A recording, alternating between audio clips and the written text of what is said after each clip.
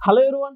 రీసెంట్‌గా 'అఖండ 2' అంటే ఈవెంట్‌లు వేదికగా నిర్మాతలు మాట్లాడుతూ ఐబొమ్మ రవి పని అయిపోయింది. 'అఖండ 2' కలెక్షన్స్‌కి మేము సేఫే అన్నట్లు కూడా వ్యాఖ్యానించడం జరిగింది. నిజంగా ఇప్పుడు టాలీవుడ్ నుంచి వచ్చే మూవీస్ కూడా సేవ్ అయినట్టే. ఇదే అంశం మీద ఒకసారి విశ్లేషణ తీసుకుందాం. ప్రస్తుతం మనతో జర్నలిస్ట్ జగదేవ్ ఉన్నారు. వెల్కమ్ చెప్దాం. Hello sir. Hi Zakir. Sir, నిజంగా ఐబొమ్మ రవి వెళ్ళిపోయినప్పటికి కూడా ఇంకేం వెబ్‌సైట్‌లు లేవంటారా?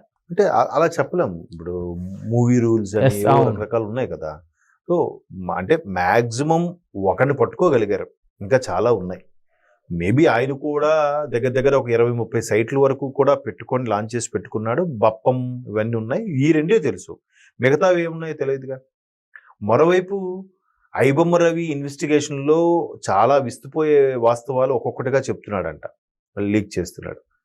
అంటే ఈ సందర్భం ఎందుకు వచ్చిందంటే, 'అఖండ 2' రిలీజ్ సందర్భం రేపు డిసెంబర్ 5న రిలీజ్ అవబోతుంది. Yes, sir. ఈ నేపథ్యంలో ప్రొడ్యూసర్స్, ఆచంట ప్రొడ్యూసర్స్ ఎవరైతే ఉన్నారో Mhm. వాళ్ళకి అడిగితే ఐబొమ్మ దొరికేశాడు కాబట్టి ఇంకా మీకు నిశ్చింతగా ఉంటుందా అని. ఇప్పుడు బ్లా ఏ వాళ్ళు కూడా ఏం చెప్తున్నారు, ఒక దొంగతనం జరిగింది, దొంగ దొరికాడు అనుకుందాం. ఇంకా ప్రపంచంలో ఎక్కడ దొంగతనం జరగదని గ్యారంటీ ఇవ్వ కదా. ఒక దొంగ వాడు. ఇంక ఇలాంటి వాళ్ళు ఎంతమంది ఉన్నారు ముసుగు వేసుకొని Yes, sir. బయటికి కనబడకుండా. అది మంచి స్టేట్మెంట్, కరెక్టే కదా. అవును. వాళ్ళు ఐబొమ్మలో దొరికేశాడు, మొత్తం ఇన్వెస్టిగేషన్ లో ఉన్న లోపల సెల్లో పడేశారు, హ్యాపీ. ఇంకా కాదు కదా. అట్లాంటి చూసి ఎంతమంది వస్తారు, ఎంతమంది ఏదో బాగుంది మనం ఇలాగ చేద్దాం, పోతే పోయింది ఏముందిరా, మహా అయితే 7 ఏళ్ళు జైలు శిక్ష, తర్వాత హ్యాపీయే కదా. ఇప్పుడు మొన్న అంటే మనుషుల యొక్క ఆలోచన ధోరణి మారిపోతుందండి. Yes, sir. ఇప్పుడు మొన్న తీన్మార్ మల్లన్న గారు ఒక వీడియో పెట్టారు. అంటే ఎంతవరకు నిజమో తెలియదు. ఒక వ్యక్తి 30 కోట్లు తీసుకున్నాడంట Mhm. లోన్. అది చెప్పి ఇది చూపించి ఏదో మొత్తానికి లోన్ కట్టలేకపోయాడు. కట్టకపోతే ఏం చేశారు, అడిగి 3 ఏళ్ళు జైలు శిక్ష అంట. Mhm. పోతే పోయింది కదా, 3 ఏళ్ళు జైలు శిక్ష అనుభవించి వచ్చేస్తే 30 కోట్లు తర్వాత హ్యాపీగా బిందాస్. ఈ 30 కోట్లు ఏం చేశాడు అంటే అలాగ ఉంటున్నాయి కొన్ని కొన్ని కేసులు, చట్టపరంగా తీసుకునే చర్యలు. దానివల్ల వాళ్ళు మహా అయితే 3 ఏళ్ళు మంది కాదనుకుంటే తర్వాత 30 కోట్లు ఎంజాయ్ చేయొచ్చు కదా అనే ధోరణిలోకి వెళ్ళిపోతున్నారు మనుషులు. నేను ఇప్పుడు చెప్పే ఉద్దేశం అది. ప్రొడ్యూసర్ గోపి ఆచంట వాళ్ళు కూడా ఏమంటున్నారంటే, ఏం జరుగుతుందో ఎవడు తెలుసు, ఇంకెవడు పుట్టుకొస్తాడో, ఇంకెవడు పెడతాడో వీడిని చూసి, లేకపోతే వీడు ఇంకా ఆల్రెడీ నేను ఏ రోజైనా దొరికిపోతే మీరు సైలెంట్గా వేరే సైట్లు ఓపెన్ చేయండి, పలానా సర్వర్ని పలానా బేస్లో ఉండే అక్కడ నెట్వర్క్ని వాడుకొని మీరు చేయండి అని కూడా చెప్పొచ్చు కదా. Yes, sir.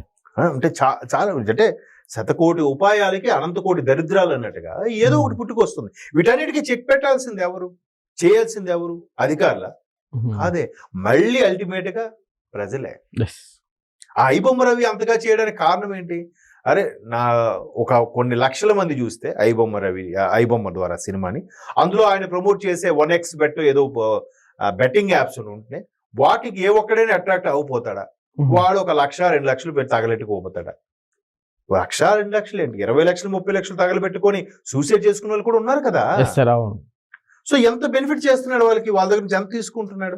కేవలం ముందుకు కనబడుతుంది సినిమానే, దాని వెనక కింద 1x బట్టి ఏవో వస్తుంటేవో. అవును.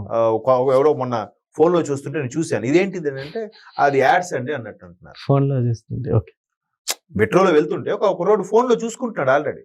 ఏంటి అవి అని అడిగితే సినిమా దాని కింద ఓకే. ఫోన్ లో అలా చూసుకుంటున్నారంటే ఆడు ఇప్పుడేమైంది, మా అలాంటి పేదలకి ఐబొమ్మ రవి ఇదిరా. సరే, థియేటర్లో రేట్లు తగ్గించండి, మల్టీప్లెక్స్లో ఉండే రేట్లు తగ్గించండి, ఇంటర్వెల్లో ఉండే స్నాక్స్ తగ్గించండి అంటే ఎందుకు తగ్గిస్తారు? మళ్ళీ ప్రజలే కదా, మనలో ఒకటే కదా వాడు. అక్కడ సైకిల్ స్టాండర్డ్ ఉన్నాడు, లేదా స్కూటర్ స్టాండర్డ్ ఉన్నాడు. అక్కడ కొన్ని థియేటర్స్ నేను చూశాను. సిటీ సెంటర్లో ఉంది ఒక థియేటర్, పేరు చెప్పను, హైదరాబాద్ సిటీలో. మీద టాపు లేదు, ఏమీ లేదు, బట్ 20 రూపీస్. సమ్మర్లో అయితే భయంకర మండు టెంట్లో ఆ సీట్ కాలిపోతూ ఉంటుంది. Mhm. కొన్ని సందర్భాల్లో ఆ వేడికి పెట్రోల్ అంటుకున్న సందర్భాలు కూడా ఉన్నాయి. Mhm. దానికి ఎవడు వెరిఫికేషన్ చేస్తాడు, ఏ ఇన్స్పెక్టర్ వెళ్ళి దాన్ని చెక్ చేస్తాడు చెప్పండి. Mhm. ఏసీటీఓలు ఎవరు వెళ్ళి దాన్ని ఇన్స్పెక్ట్ చేయొచ్చు అంట, వెళ్ళరు. వెళ్ళినా వాడికి అందాల్సిన వాడికి అందిపోతాయి. Mhm. ఎవరు మారాలి ఇక్కడ? ఆ అధికారి ఎవడు, మీ పక్కింటోడు కాదా? ఆ సైకిల్ స్టాండ్ పాట పాడుకున్నాడు ఎవడు, నీ ఎదురింటోడు కాదా? మారాల్సింది మళ్ళీ ప్రజలే. వాళ్ళు అదే అన్నారు, అది ప్రజల్లో నుంచి చైతన్యం రావాలి. ఎప్పుడు వస్తుంది? రాదు. నీకంటే పైసలు ఉన్నారా బాయ్, పోయి సినిమాకి వెళ్ళి చూస్తావు, మేము అంత పెట్టలేము, నేను ఫోన్లో చూసుకుంటా. Yes, sir. ఇప్పుడు పోనీ ఆ సైకిల్ స్టాండ్ 20 రూపాయలు పెట్టాడంటే వాడు ఎందుకు పెడతాడు? వాడు ఎంతో పాట పాడుకొని ఉంటాడు సంవత్సరానికో ఎంతకో థియేటర్ వాడికి ఇవ్వడానికి. థియేటర్ వాడు వాస్తవానికి నీ దగ్గర సినిమా చూడకుండా వాడు ఫ్రీ పార్కింగ్ పెట్టించాలి. ఎవడే?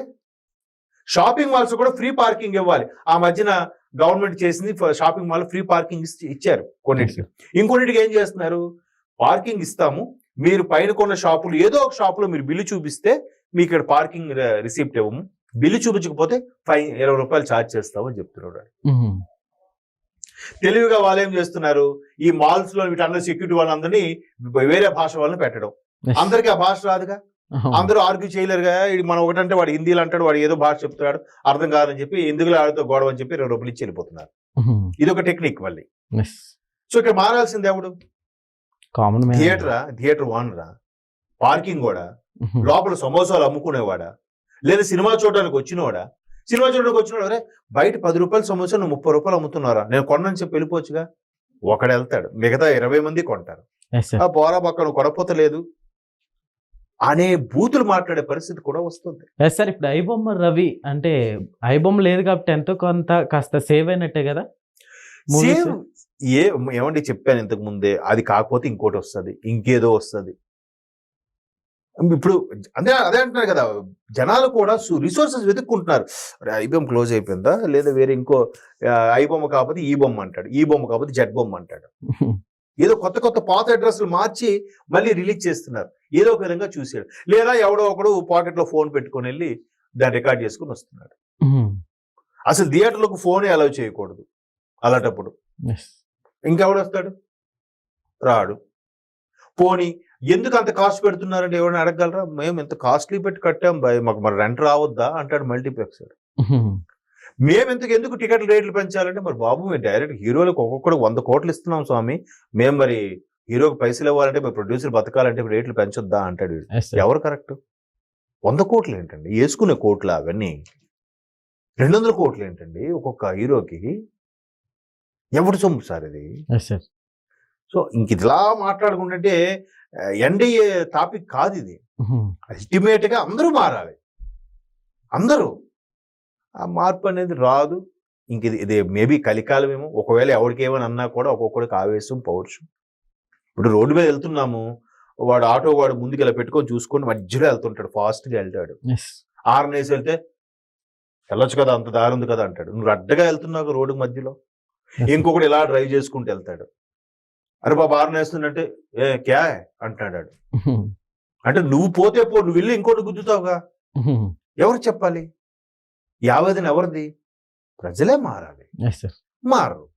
అందరు సింపుల్ గా రాజకీయ నాయకుడు ఆడు తిన్నాడు, ఈడు తిన్నాడు, ఈ అధికారులు అన్నాడు, అలాగన్నాడు తోసేసి గడిపేస్తా ఉంటాం. ఒక బండి పార్క్ చేయడం కూడా రాదు ఒక్కొక్కడికి, తెలుసా అండి? అడ్డగా పెట్టి వెళ్ళిపోతాడు. 5 మినిట్స్ ఆగి వస్తాడు అంటాడు. దాని కామన్ సెన్స్లెస్ ఫెలోస్ చాలా మంది ఉన్నారు. అందుకే బాలయ్య గారు అప్పుడప్పుడు కొంతమంది కొట్టడానికి కారణం అది. ఎవడైతే కామన్ సెన్స్ తో ఉండడో వాడిని కొడతాడు ఆయన. చనిపోయే దగ్గరికి వెళ్ళి కోటా శ్రీనివాసరావు గారు చనిపోయిన పలకరింపుకి వెళ్ళినప్పుడు కూడా సెలబ్రిటీ పెట్టారు సెల్ఫీ అని అంటే ఆ కామన్ సెన్స్ ఎవరికి ఉండాలి? సామాన్యుడికి ఉండాలి. ఒకవేళ సెలబ్రిటీ సెల్ఫీ దిగలేదు అనుకోండి, వీడికి ఎంత బలుపురా, ఎంత ఇదిరా, అదే నీ కామన్ సెన్స్ ఉండక్కర్లే. కాబట్టి ఈ బొమ్మ దొరికితే ఇంకో ఓ బొమ్మ వస్తుంది. A to Z వరకు ఉన్నాయి ఇంకా బొమ్మలు ప్రతి. అందుకే ప్రొడ్యూసర్ అల్టిమేట్ గా నష్టపోతే ప్రొడ్యూసర్స్ అండి. Hero safe game, safe zone లో ఉంటాడు. ఆర్టిస్టులు కూడా పేరు వచ్చిందా, వాడు ఇంకో 10 సినిమాలు బుక్ అవుతాయి. లేకపోతే ప్రొడ్యూసర్ అనేవాడు అంతరించకపోతే సినిమాలు ఎవరు ప్రొడ్యూస్ చేస్తారు? సినిమా మీద ఆధారపడి ఇన్ని రకాల సైట్లు, ఇన్ని రకాల బ్లాగులు, ఇన్ని రకాల సెక్టార్లు, ఛానల్స్, ఇవన్నీ ఏమవుతాయి ఒకసారి ఆలోచించండి. అవును, అది ఎవ్వడికి అర్థం కాదు. నెక్స్ట్ ఇంకా మనం ఒక్కడ మారితే మారిపోతామా? అది నడుస్తూనే ఉంటది. Okay sir, thank you.